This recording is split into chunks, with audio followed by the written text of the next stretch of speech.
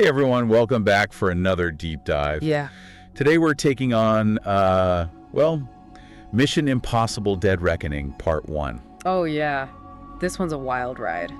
It really is. And, we always try to go beyond just, like, the surface level stuff. Right. Get into the deeper meaning, what the film is trying to say. Exactly. You've mentioned you're a big fan of the franchise. Huge fan since the first one. Awesome. So for anyone who needs a super quick recap. Ethan Hunt, IMF, impossible missions. Yeah, basically saving the world from really bad guys over and over again. And always with those incredible stunts. Oh, the stunts are insane in this one. Yeah. But in Dead Reckoning, they're not facing a typical villain, right? No, not at all. This time it's AI. They call it the entity. Which, okay, we've seen evil computers in movies before. Right. But this is different. Yeah, it's not just like some program you can shut down. More like a ghost in the machine, really. It can get into any system, manipulate things on a global scale. It's super creepy. That's what immediately hooked me on the whole thing. It's not just a spy versus spy thing anymore. It's like, how do you fight something that could be, anywhere and everywhere in the digital world? And that plays on some very real anxieties I think we all have about technology, about AI specifically. That feeling that, our phones are listening, algorithms are shaping our lives without us even realizing it. And that it could get out of control. Exactly. That's the entity taking those fears and just like turning them up to 11. A world where AI is calling the shots. So it's not just Ethan saving the world again. It's more like, can we control the very things we create? Yeah. Which, wow, that's a big question. And then there's the whole theme of trust, which, that runs through the whole Mission Impossible series. Yeah. But if the entity can get into any system, then how can Ethan trust anyone? How can he know who's really on his side? Or if anyone is. Right, like the ground is constantly shifting beneath his feet. It's got to mess with your head, right? Yeah. Not just the physical danger, but like the mental strain of never knowing what's real. Absolutely. There's a line in the film that I think sums this up perfectly. The truth is what we choose to believe. Whoa. Okay, so in a world where AI can create deepfakes, how do you even know what to believe anymore? It makes you think about all the stuff we see online, the news, social media. How much of it is real? Can we trust any of it? And Dead Reckoning takes that to the extreme. Ethan's dealing with an AI that can basically rewrite reality, so it raises the question, can we trust our own eyes and ears anymore? That's scary, but it's also what makes it such a gripping film. It's making us think about our relationship with technology, how it shapes our understanding of the world. This isn't just an action movie. It's like a commentary on the times we live in. And in this world of uncertainty, Ethan has to rely on his instincts more than ever before. He can't trust data, can't trust technology. It's back to basics. Gut feeling, intuition. And you see him struggle with that, doubt himself, which makes his character even more interesting. So much deeper than just your typical blockbuster. But okay, let's be real.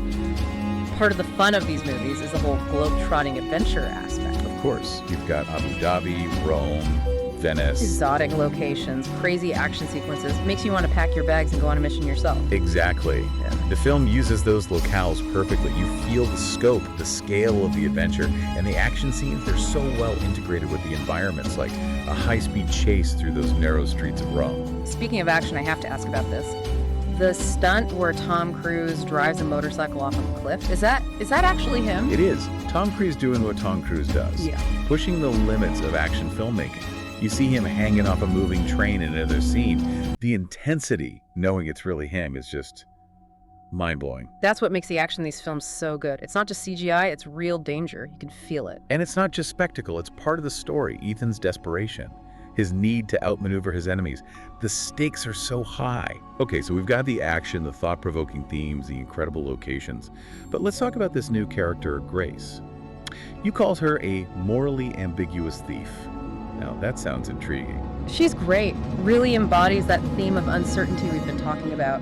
Skilled, resourceful, but you never quite know whose side she's on. Is she with Ethan? Against him? Playing her own game. Adds a whole other layer of complexity to the plot.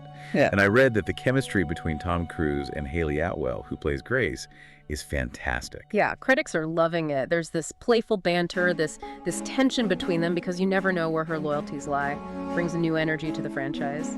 And it shakes Ethan up a bit, which is interesting because he's usually so in control, So is Grace the key to helping him navigate this world where he can't trust anyone? Or is she going to betray him? That's the big question, isn't it? And that's what makes Dead Reckoning so good. It keeps you guessing, keeps you on the edge of your seat, who to trust, what's real, what's going to happen next. It's brilliant. You've definitely got me hooked. I'm ready to dive even deeper. But first, we need to take a quick break. When we come back, we'll unpack those themes in more detail, talk about the connections to previous films, and discuss why Dead Reckoning is resonating so strongly with audiences. Stay with us. Okay, we're back. And before the break, we were talking about Grace, how she just throws this wrench into everything, making Ethan question everything even more. Yeah, and it's not just about the people around him, it's bigger than that. It's about trust in institutions, governments, the systems that are supposed to keep us safe.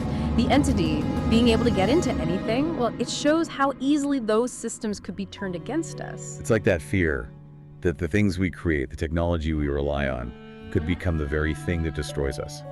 Which, okay, maybe a bit dramatic, but it makes you think, doesn't it? Not dramatic at all. I think it's a very real concern. And Dead Reckoning visualizes that in such a powerful way.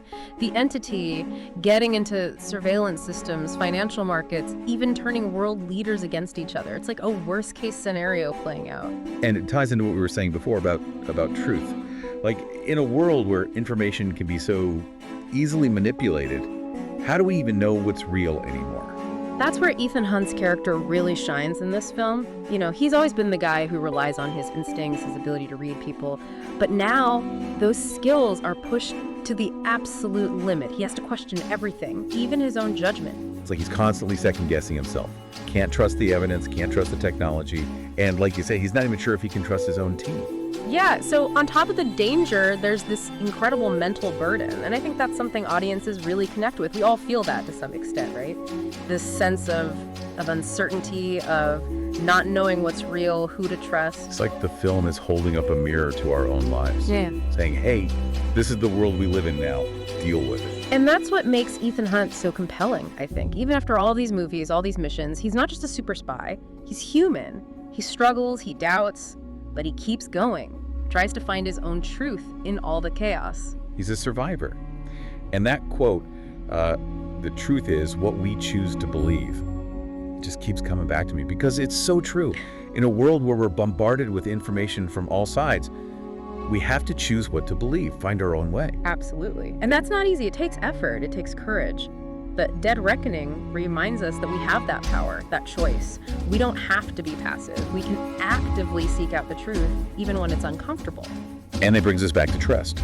If we can't trust external sources, then who do we trust? Yeah. Ourselves, our gut feelings, the people closest to us. These are big questions, and I don't think the film pretends to have all the answers. It doesn't, but it makes us ask those questions. And that's a good thing, because it forces us to think critically, to engage with the world around us. Not just sit back and be entertained. Right. And it does all that while still being a fantastic action movie. The stunts, the pacing, the cinematography, it's all top-notch. Yeah, visually stunning. The way they capture those locations, the action, even the subtle expressions on the characters' faces, it's immersive. You feel like you're right there in the middle of it. And even though it's dealing with these really complex themes, it never loses that sense of fun, of excitement. It's a great balance. So we've talked about the AI, the trust issues, the visuals, but let's not forget, this is a Mission Impossible movie. So for the fans out there, are there any connections to the previous films, things they'll pick up on? Oh, absolutely. They do a great job of weaving in elements from the past, familiar faces, callbacks to iconic moments, even some storylines that are picked up again. It adds a lot of depth for longtime fans. So they're rewarding the fans while also bringing in new ideas. But okay, no movie is perfect, right? Were there any criticisms that stood out to you? There are a few. Some critics thought the film was too long. It's over 2.5 hours. Which, yeah, that's a commitment. But I mean, given how complex the plot is, do you think it's justified? I think so. For me, the pacing felt right. There's always something happening, and it never drags. But it depends on the viewer, of course. Yeah, some people might prefer a shorter, more streamlined experience. Right. But for fans who are invested in this world and these characters, I don't think the length will be an issue at all. And even for newcomers, the action alone should be enough to keep them entertained. And if they want more, well, that's what part 2 is for. Exactly. And speaking of part 2, the ending of Dead Reckoning part 1, well, let's just say it leaves you wanting more. A classic cliffhanger. But it's more than just a way to get you to watch the next one, right? Yeah. It feels like it's meant to make the audience feel the same uncertainty that Ethan is feeling. Yeah, you're left wondering what's real, what's a lie, Who can you trust? It's a brilliant way to keep the audience engaged and build anticipation for the next film. So we're left hanging, just like Ethan, wondering what's going to happen next. But as we head into part 2 of our deep dive, I think it's important to step back and really appreciate what this film is doing. It's not just about the action, the stunts, the special effects. Those are amazing. It's about these big ideas, these questions about technology, trust, and truth in a world that's getting more and more complex. I couldn't agree more. Dead Reckoning Part 1 is a film that entertains, but it also challenges us. It asks us to think about the world we live in, the choices we make, and the people we trust. And as we wrap up this part of the conversation, I'm curious to hear what you think Dead Reckoning Part 1 is really about at its core. What message do you hope the audience takes away from it? That is a great question. We've gone over so much, the action, the AI, the whole moral dilemma, but what's the point? What's at the heart of Dead Reckoning Part 1? It's about choice, I think. The whole movie comes down to that. We live in a world where tech is changing everything so fast, and where information can be, basically a weapon. And we're always faced with these choices, right? Who do we trust? What do we believe? And how do we act based on those beliefs? The movie doesn't, spell it out for us, but it really highlights how important those choices are. We've got to be aware of what's influencing us. And it's not just Ethan's choices, right? Yeah. It's all of us. Do we just accept what we're told? Or do we question things? Do we think about the consequences of what we do? Exactly. And the film is saying, hey, we have the power to choose, even when things feel out of control, We can choose our own path. Which, wow, that's kind of empowering when you think about it. Even if it's hidden inside this crazy spy movie. And those choices, they come with a price, as Ethan finds out. Yeah, no choices without consequences. And it's relevant for everyone, Today we're dealing with such huge issues: climate change, politics, AI itself. It's easy to feel overwhelmed, like our choices don't matter. Yeah, what can one person even do? But Dead Reckoning, it shows us that even small acts, doing the right thing, it can have an impact. So it's not just about saving the world in some big, dramatic way. No, it's about everyday choices. And that brings us back to Ethan Hunt. He's not perfect, makes mistakes. Yeah. But he tries to do what's right, even when it's hard, even when it's dangerous. And that's, I think, why he's such a great character. Shows us that we can all be a little bit heroic, And that quote again, the truth is, what we choose to believe, it takes on a whole new meaning. It's not just about figuring out the facts, it's about believing in something. Yeah. In ourselves, in our values. Exactly. It's what makes Dead Reckoning Part 1 so powerful. It's an action film, sure, but it's also about something much bigger. So for everyone listening, as you're watching Dead Reckoning Part 1, pay attention to the little things. The choices Ethan makes, the people he trusts.